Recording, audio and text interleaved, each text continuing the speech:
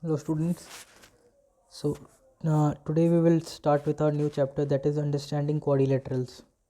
In previous classes you might have learned about various types of polygons, what polygons are.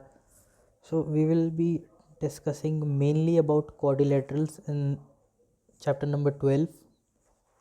Right, so but it is necessary to first study or understand what polygon actually is. Right, so first of all, polygon is any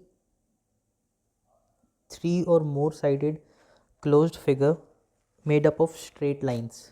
Right, it is compulsory that the geometry that we are constructing is made up of straight lines. It should be rectilinear.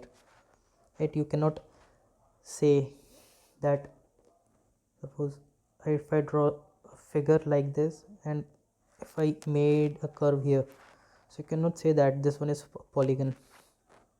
Right, for figure to be a polygon, it is mandatory that all the lines should be a straight, all the lines that we are drawing should be a straight line, and that is also known as a rectilinear.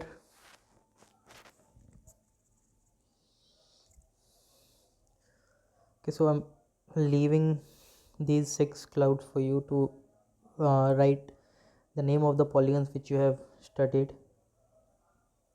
Now, as we saw, that polygon is any closed figure made up of 3 or more line segments. So line segment, here it is written line segments just because line segments are straight and there are no curves in those line segments. Now, the word polygon is basically made up of 2 words, right? That is poly and another is gon. Right, so poly means many and gon means side. So polygon is actually a many sided closed figure made up of straight line. So if I say that I have drawn a polygon here, and if I intentionally left this portion blank, so the resulting figure is not a polygon. Why? Just because this geometry is open from this position, so we cannot say that the given figure is a polygon. Or suppose, let's talk about this figure. In this figure, what actually happening is we have two set of curves, one is this and another is this. Rest we are having straight line, but still this will not be called a polygon. Now let us talk about some terms related to the polygon. If I draw a polygon like this, right, wait, let me redo this. If I draw a polygon like this and name these corners as A, B, C, D, each corner is known as vertex. First thing. Second thing, any two vertexes when joined with the help of a line, it is called side or diagonal. Now what side is? If two adjacent diagonals, or if two adjacent vertices are joined together, two adjacent vertices are joined together, say if you join this point A with point B, what you will get is a line segment or simply a line. But if we join any vertex other than the adjacent vertex, then the line you will get will be called as diagonal. Say this, if we join A and C, then AC will be called a diagonal. Right, again let us talk about six-sided figure. Suppose if I draw it like this is a closed figure, don't mind about that. So if we, let us talk about this and name it as A, B, C, D, E and F. Right, if I join E and D, I join E and D, it will be a side of the polygon, right? Or it will simply called the line. But if I join E with any other point other than D and F,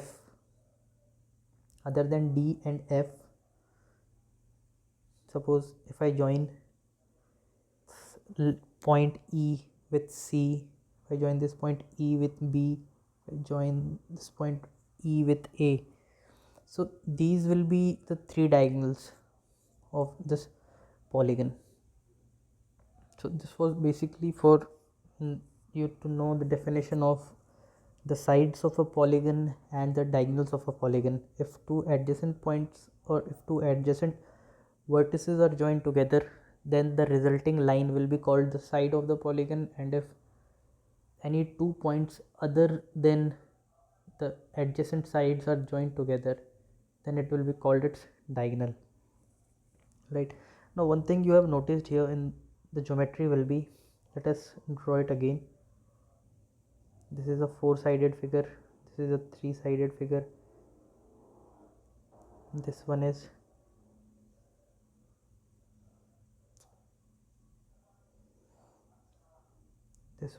a five-sided figure, and this one is our six-sided figure. One thing that you have noticed here is the number of sides in the given polygon will be equal to the number of vertices it is having. Suppose in three-sided figure, let us count the number of sides, 1 2 3. Obviously three-sided figure will have three sides, and the number of vertices are also same, that means 1 2 3. Now let us talk about any four-sided figure. So number of vertex are 1 2 3 and 4. The same way in five-sided figure, number of vertices are 5, and in six-sided figure number of vertices will be 6. Right, so it is to know you that, or you should know this, that the number of vertex a polygon is having will have that much number of sides also. So on the basis of number of sides, polygons are named, right? So here in this table you can see that according to the number of sides of a given polygon, it is, their names are given. So on this is obvious that at minimum 3 line segments are required to form a closed figure. You cannot make a closed figure with the help of 2 lines. Minimum 3 lines are required. That's why we start with three-sided figure. That three-sided figure is known as triangle, four-sided, quadrilateral. Now little changes are here. For any five-sided figure we use prefix. Suffix will be same in every case. Prefix means the word which we used in the very beginning, and suffix means the words that we use after the beginning of the word. So in five-sided figure the prefix used is penta, right? In six-sided prefix is hexa, in seven-sided it is hepta, eight-sided is called octa, nine-sided is called nona, and 10-sided is called deca. And suffix are same in every case except triangle and quadrilateral. You can clearly see suffixes are same, that is gone, gone, gone, gone, right? In the same manner in this also suffix are same, gone and gone, right? So if you join the prefix and suffix, you will get the name of your polygon. Although there are some special types of polygon which are having sides greater than 10, and those two are the polygon having 11 sides are called hendecagon, and 12-sided polygons are called dodecagon. Suppose if an n-sided figure is given, what n-sided figure means is, or n-sided polygon simply means is, your quadrilateral will have n number of sides, or you can say you can put any value of n for that polygon, right? So if I say we have an n-sided polygon, if I have n-sided polygon, and if I say that the value of n is equals to 15, so we will write it as 15-sided polygon. Or if n is having a value of 3, so we can also write it as 3-sided polygon. You need not have to remember name of the polygons beyond decagon, because it is not in your syllabus also, and it will not bother you till 12th class, so no need to worry about that. Just remember the name of the figures. Now, and those n-sided figures, obviously it is called n-gon, right? N is the prefix here and gon again is the suffix. Now we have studied what diagonals are. Now, how many diagonals will a polygon having n sides have? In triangles, you can see that in triangle, you can see that if we choose vertex B, then its adjacent vertexes are A and C. It doesn't have any non-adjacent vertex, so that's why triangle do not have any diagonal in it. Again, now comes with the case of quadrilateral. In quadrilateral, if we take point B, then it has two adjacent vertex, that is vertex A and vertex C, and one non-adjacent vertex. So it will have this.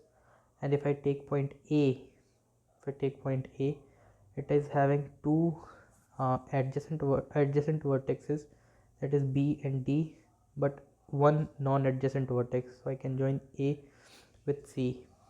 Again, if we talk about D, it is having two adjacent vertexes, that is A and C, but one non-adjacent vertex, that is B. So BD is same as DB. So we can say that in quadrilateral number of diagonals are 2. In pentagon also we are having some diagonals. So what is the relation between number of sides and number of diagonals? That is n into n minus 3 upon 2. So where n is the number of sides. Now let us check whether this relation given to us is true or not. Suppose let us talk about a quadrilateral, a polygon triangle having 3 sides. So if we put n is equals to 3, so what you will get is 3 times of 3 minus 3 upon 2. So 3 minus 3 is 0. 0 multiplied by 3 will be 0, and the result will be 0. So clearly number of diagonals here we are getting is 0. Again, let us now talk about quadrilateral. So in case of quadrilateral, number of sides are 4.